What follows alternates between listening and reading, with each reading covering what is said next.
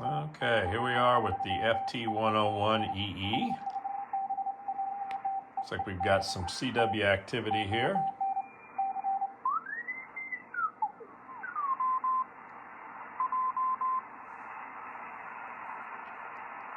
Oh, somebody doing some CW.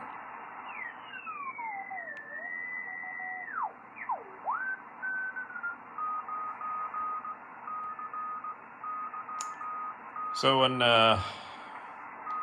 this has a really good receiver on it, very sensitive. I enjoy it very much.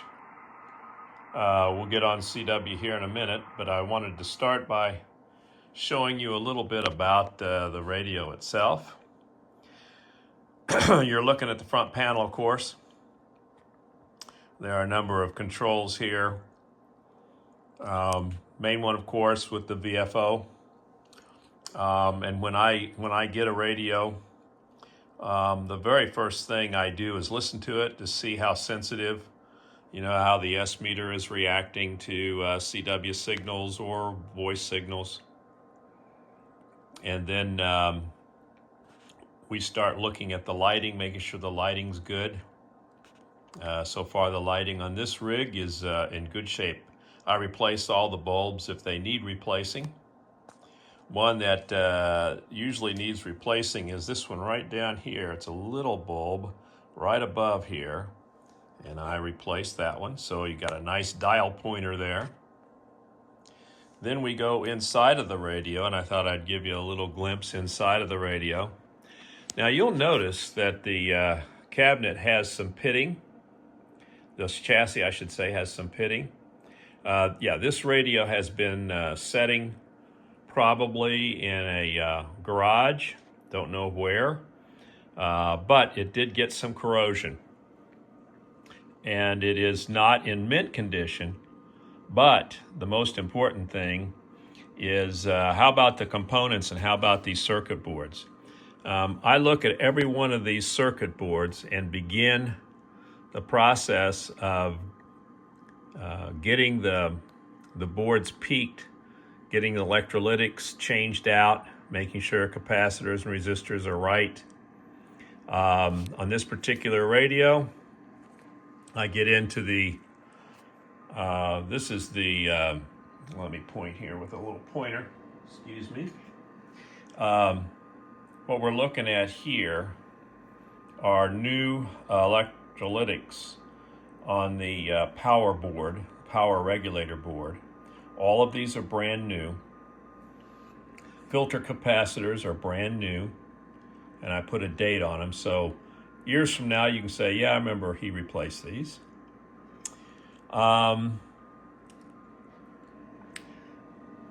New finals. These are 6 JS6Cs. And I will replace any components that I feel need to be replaced. Here's the relay down here, it's working just fine. Fan is working just fine.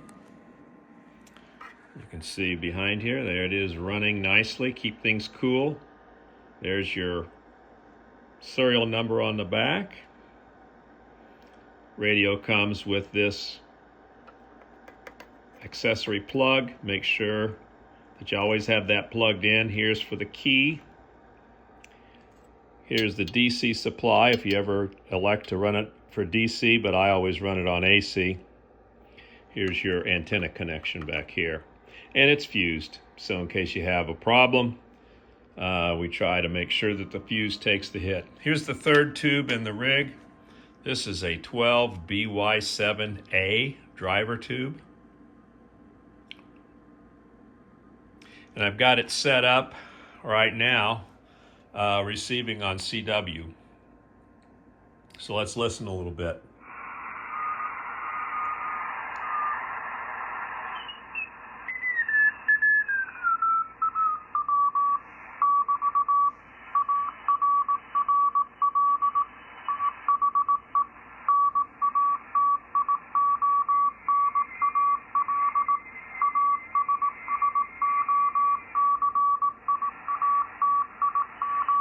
National Association. This is code practice, I think. Anyway, here's your sensitivity, your pre-selector. So you can see as I turn it away, it peaks and gets better. Let's go around the radio. I repaint these cabinets, and so they look very nice and pretty. I do not repaint the fan. Don't want anything to interfere with that. But I repaint this trim ring so that it looks nice. Clean up the feet. And I'll tip it on its edge here so you can see underneath. There we go. Then I repaint all this and put in new hardware.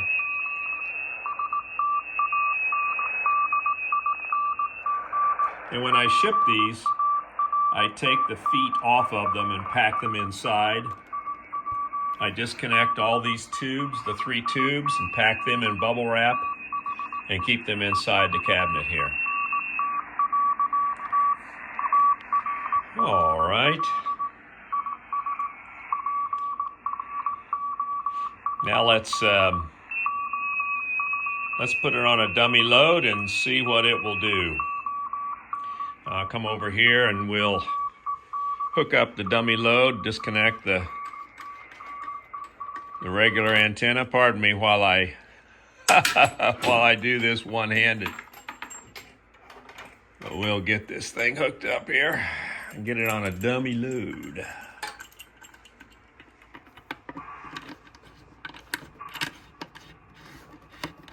There we go. There we go. Now, when I load up a radio, I always put it down here on the lowest wattage. That way, when you tune up, you can tune up using a low power out of these finals. These finals are TV sweep tubes, and so they're not very forgiving. And by that I mean they don't like to go full bore, full power, key down for very long. So you obviously you wouldn't run this radio on FT8. The tubes would give out. So we don't like that. So the very first thing we're going to do, we're going to set this, sorry about that. We're going to set the mode switch to tune. Okay. And then we're going to peak, and let's just load this up on 80 meters for now. So what I normally do is I will tune to hear the crystal calibrator.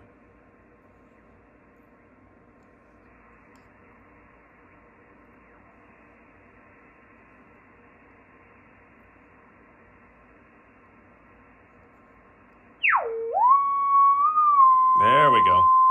And if you'll watch, I hit that sensitivity or pre-selector till it maxes out on the S meter. So see, that's about 15 over.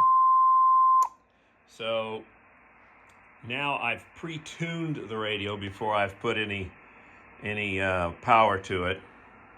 I've got the carrier control. That's full carrier and low carrier. I've got it on low carrier, and I've got the plate tuned to 80 meters. So this is where we start. Now the very first thing we're going to do is hit the manual transmit. Okay. Now what I'm going to do is show you the power meter as I tune. So you can see it's at 2 watts right now. So I'm going to maximize the wattage. There we go. It's up to 6 watts. I'm going to back that down. And now I'm going to peak the plate. There we go, 3 watts. And now the loading control. Okay, there we go. So now I am all tuned at 3 watts, so I haven't really put my rig in any kind of distress. So now I'm going to go to the 100 watt setting, and we'll go to transmit again. So I will hit the manual transmit, all right, and then I will completely increase the load control, and there we are at 100 watts. Now you can peak this. There we go. So that's 110 watts on 80 meters. But you can see all I've done is just max it for just a few seconds. So let's turn it on CW and have some fun with this. Now, you can use it. You can use this just to listen to keying. In other words, we're not doing anything. It's not transmitting. It's just we're just using it as a code oscillator right now. But now we'll go ahead and we can have it for a regular transmission. So I turn it on the Mach setting.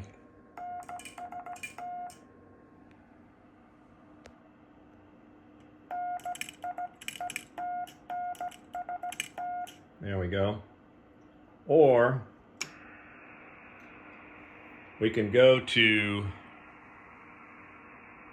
break-in, and I haven't set the box controls yet, so let's see how we're doing here. See how it comes back in?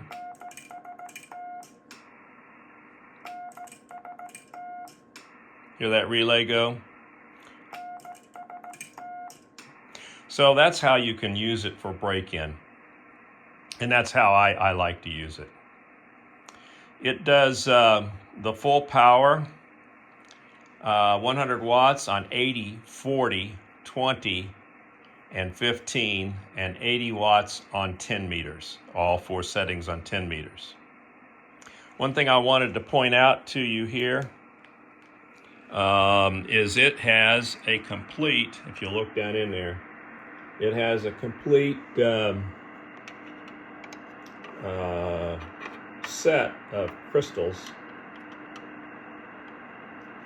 for amateur radio use. It has one CB band crystal, and of course it has the WWV, which is a convenient way to calibrate your calibrator. So you can tune in WWV if you wish. Right down here on the function, you see it says WWV. So that's the rig in a nutshell. I've had a lot of fun with it. I've had it on CW, and it does a great job. So I hope you enjoy it. I hope you find it very useful. That's all for now.